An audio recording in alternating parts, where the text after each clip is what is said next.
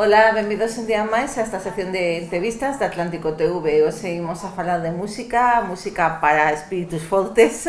Está con nos Alén de Afonic. Ola, benvido. Hola, que tal? Que bueno, que é unha oportunidade agora única de velos aquí en casa, ¿no? Porque actuades mañán e pasado. Sí, estaremos na Sala Master Club, aquí en Vigo. Nada, o sábado que foi a primeira data que, digamos, que adiantamos, esgotáronse as entradas moi rápido, polo cal decidimos, sacar outra data na mesma sala e facer o venres tamén. Entón, animar a xente que se queira acercar o venres tamén, porque, quedan moi poucas entradas e tamén se prevé que haxa un cheo tamén, o venres. Bueno, porque estades tocando Crema, ¿no? Que o vos último disco, que despois da mala sorte que tivestes co anterior, ¿no? Que vos tocou plena pandemia, sí. Este sí que o pudestes defender en directo, ¿no? Sí, home, a verdad que foi un resarcimento bastante grande, porque, con este xa puidemos facer, digamos, todas as cousas que se soen facer cando editas un novo disco e demais. Tivemos a mala sorte de que, saliu o anterior disco Reina xustiño antes do encerro da pandemia e, foi o que foi. E con este, xa fixemos un primeiro tramo de datas o ano pasado que nos levou desde febreiro hasta xuño. Logo fixemos festivais por toda a península. E nada, fixemos un pequeniño parón como, de mantemento de sistemas e de melloras. E nada, comezamos de novo este febreiro a xirar por salas e demais. E nesas estamos.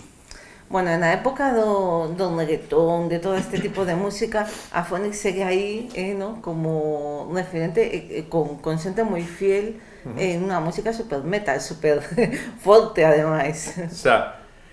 Eu penso que ten que haber sitio e espazo para todos. Quero dicir, o reggaetón, como dis, é un estilo de música máis, como outros que hai.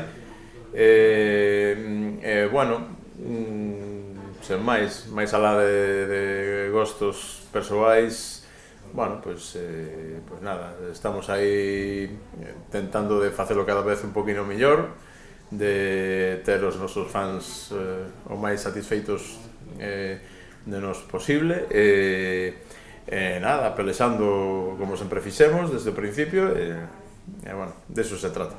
Falanos un pouco de Crema, porque ten unhas cancións que, son todas cheas de mensaxes, non? Sí, a verdad que neste caso o letrista, Chechu, o vocalista, suele falar de moitos temas, tanto sociais como personais, como autobiográficos, por decirlo de alguna maneira. E diso se trata, non? A virtude que teñen as súas letras, digamos que tamén, aparte de ter un trasfondo, é un gran cúmulo de metáforas ás cales lle podes dar unha interpretación totalmente distinta, aunque non saibas de que vai concretamente o tema. E iso tamén é unha cousa que lle dá un atractivo, digamos, a maiores, non? Tocar esta música sobre o escenario, debe ser un relaxante total, ¿no? Para o ánimo, para o corpo, para todo. Sí, a verdade é que cando acabamos bastante esfolados, ¿no? Pero a ver, o rock, o metal, como o queiras chamar, é un pouco tamén iso, ¿no? A explosión de emocións, de forza, de raiva incluso, co cal, é unha boa... Nestes tempos convulsos que están a discurrer, pois é tamén unha boa mediciña ou remedio, non? Para unha boa terapia, unha boa terapia, efectivamente, non me salía a palabra. Contanos, porque xa sodes un grupo, a sexta vez non me comentabas que iades a estar no Resurrection, que é un festival, de referencia. Sí, a verdad que estamos moi contentos e moi ilusionados, non? Porque a verdad que, bueno, é a sexta vez, bueno, é bastante guai o tema, non? Poucas bandas poden decir que estiveron no Resurrection Fest por sexta vez.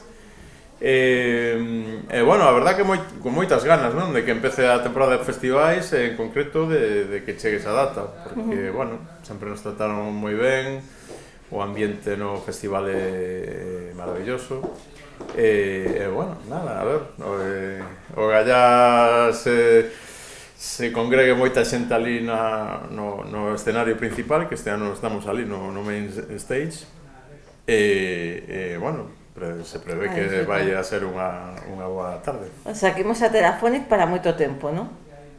Mentras o corpo aguante, en principio, sí, claro, por que non? Moi ben, pois grazas, Alen, e nos vemos mañán a primeira data. Grazas. Veña, ok, graciñas.